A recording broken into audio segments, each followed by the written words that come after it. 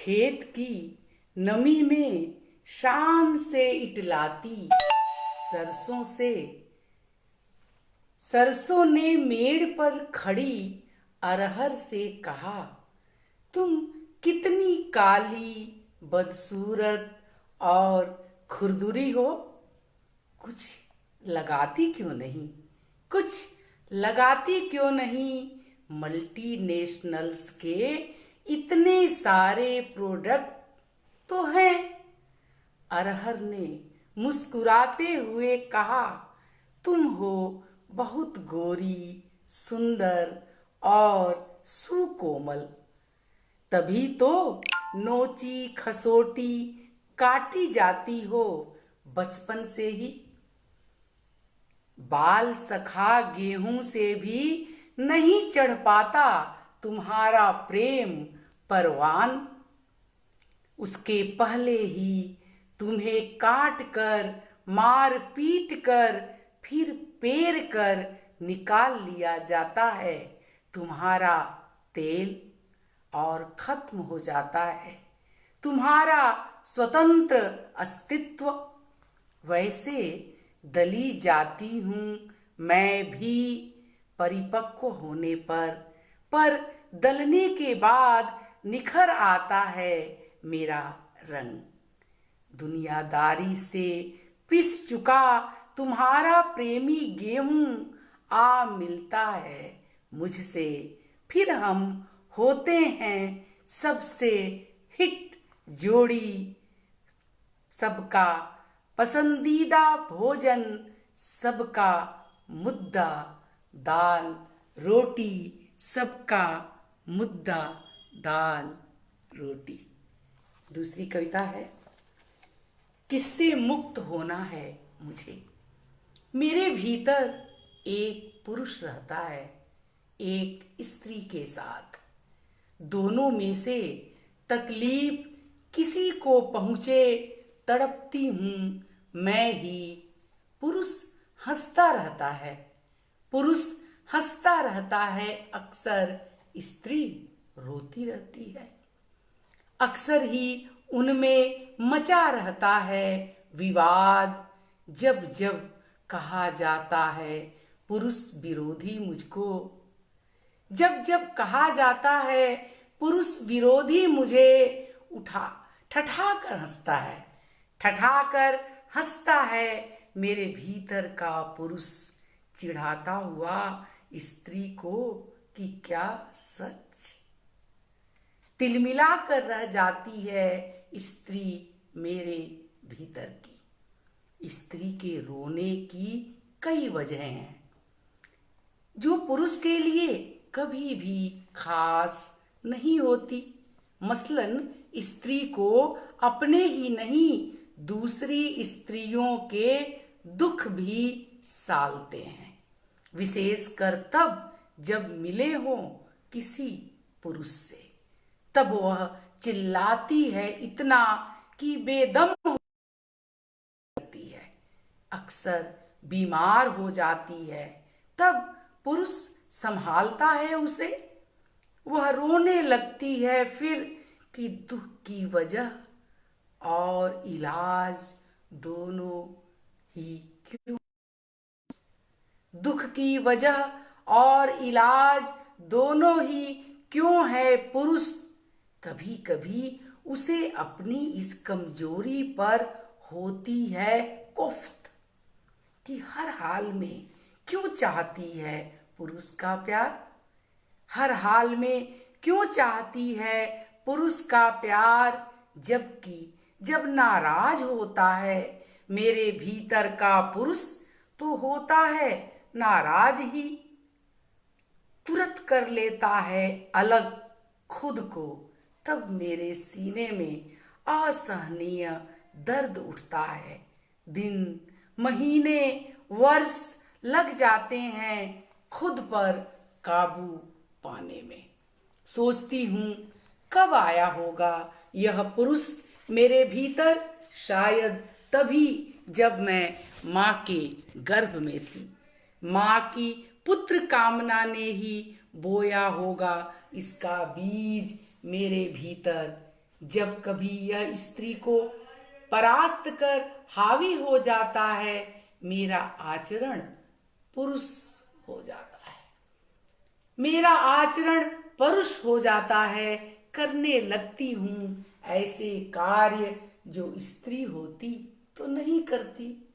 मसलन सुंदर स्त्रियों को कामुकता से निहारती हूँ, सुंदर स्त्रियों को कामुकता से निहारती हूँ।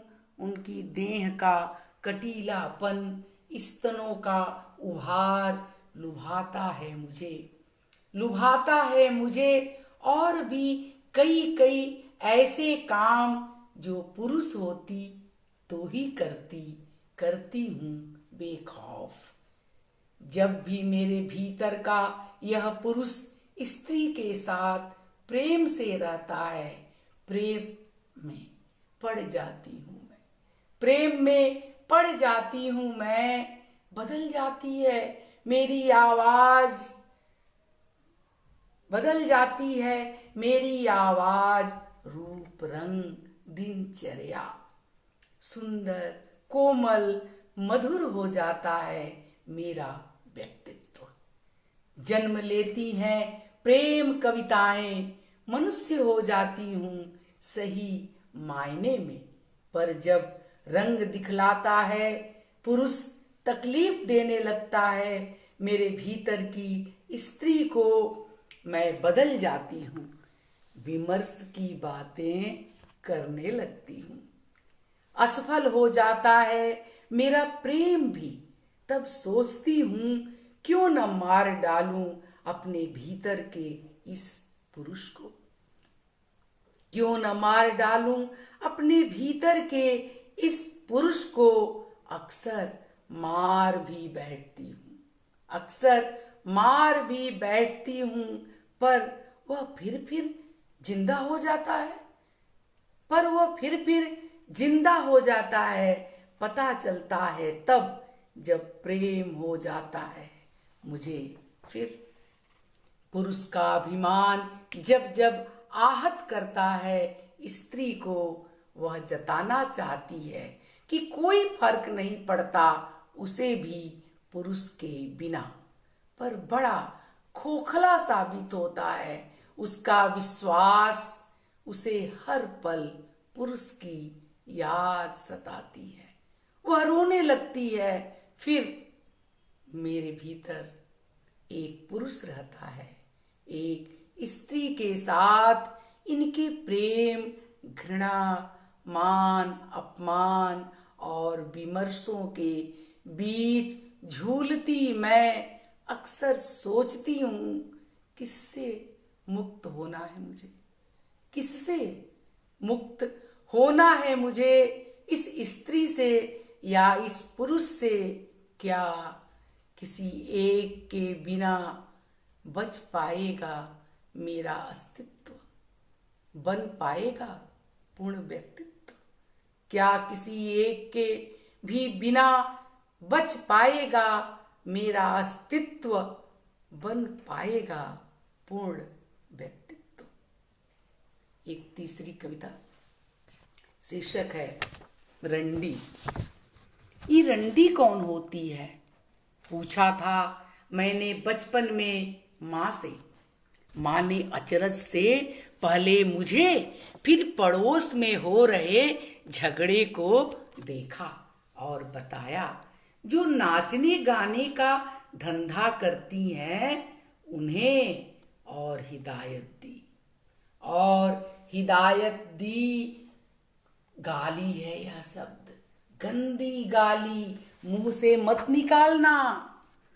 थोड़ी बड़ी हुई तो पिता को दोहराते देखा यह शब्द जिस किसी दूसरी स्त्री के लिए, कभी कभी तो माँ के लिए भी, जब वे अपनी मर्जी से कर बैठती थी कोई कार्य, जब वे अपनी मर्जी से कर बैठती थी कोई काम। बाद में भाई ने भी पकड़ा पिता का रास्ता, तब जाना पुरुषों को विरासत में मिलता है, पुरुषों को विरासत में मिलता है यह शब्द, और इतना है इसका अर्थ विस्तार कि समा जाए संसार की सारी स्त्रियां। वैसे तो बचाता है पुरुष माँ बहन बेटी को इस शब्द से अक्सर, पर दूसरे पुरुषों के लिए वे भी तो होती हैं सिर्फ स्त्रियां ही। फिर वही उलझन, सभी स्त्रियां तो नहीं करती धंधा, फिर क्यों कही जाती हैं कभी न कभी रंडी। किया शोध तब जाना देह का धंधा करती हैं सिर्फ वही नहीं, पुरुष की हथेलियों से फिसल जाती हैं जो, पुरुष की हथेलियों से फिसल जाती हैं जो, लक्ष्मण रेखा लांघती हैं, अधिकार मांगती हैं, अधिकार मांगती हैं, अनिश्चित प्रेम अस्वीकारती हैं, अपना अस्तित्व पहचानती हैं, पौरुष को ललकारती हैं, पौरुष को ललकारती हैं, अपने देह मन को पहचानती हैं। यानी कि पुरुष का कहा न मानती हैं जो, वे सब कही जाती हैं रंडी, वे कही जाती हैं रंडी। सोचती हूँ किसने बनाया होगा यह शब्द, जरूर पुरुष ही रहा होगा। तो क्या उसने अपने लिए भी बनाया ऐसा ही समानार्थी शब्द? और क्या कोई ऐसा भी पुरुष हुआ जिसने उठाई इसके खिलाफ आवाज? शायद नहीं। तभी तो हर भाषा बोली में, देश काल में, उसी मारक अर्थ में, रूप भिन्नता के बावजूद मौजूद है यह शब्द। भाषा विज्ञान के अनुसार कुछ शब्द लुप्त हो जाते हैं, कुछ शब्द लुप्त हो जाते हैं, कुछ देने लगते हैं नए अर्थ समय के साथ। पर यह शब्द तो अंगद का पांव ही नहीं, सचमुच ब्रह्म हो गया है, बढ़ाता ही जा रहा है, निरंतर अपना अर्थ विस्तार घेरता जा रहा है, ज्यादा से ज्यादा स्थान। कवि हो या दार्शनिक, साहित्य, संगीत, कला, मर्मज्ञ हो या अदना सा आदमी, या अदना सा आदमी पढ़ हो या अपढ़, सभ्य हो या असभ्य, गृहस्थ हो या सन्यासी, सबके होठों से फूल की तरह झरता है यह शब्द। अब तो स्त्रियों की जुबान पर भी चढ़ गया है। सास बहू ननद भौजाई ही नहीं, दूसरी स्त्री रिश्तों में भी खूब उछाला जाता है। वैसे स्त्री द्वारा इस्तेमाल करने पर कम मारक होता है वह, कम मारक होता है वह, पर पुरुष के मुंह से निकलते ही बन जाता है शक्तिवाण, बन जाता है शक्तिवाण। कभी खाली न जाने वाला पुरुष जानता है, पुरुष जानता है, इसीलिए बार बार इस्तेमाल करता है यह शब्द। यह शब्द जब एकजुट होकर स्त्री लेगी, इसे पौरुष के तिलमिलाहट के अर्थ में, विजय के अर्थ में, चुनौती के अर्थ में, तब अर्थ खो देगा यह शब्द। माँ ने बताया था, देवी का चेहरा तब तक नहीं बन पाता जब तक मिलाई नहीं जाती रंडी के दहलीज की मिट्टी। यानी कि पवित्र होती है वह मिट्टी, तो क्यों न लें अभी से इसी अर्थ में बदनाम शब्द रंडी। बदनाम शब्द रंडे। एक आखिरी कविता।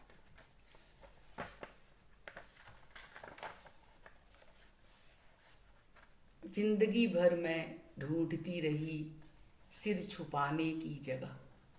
जिंदगी भर मैं ढूंढती रही सिर छुपाने की जगह, और अंत तक नहीं मिली अपनी हथेलियों से बेहतर जगह, और अंत तक नहीं मिली अपनी हथेलियों से बेहतर जगह। धन्यवाद मित्रों।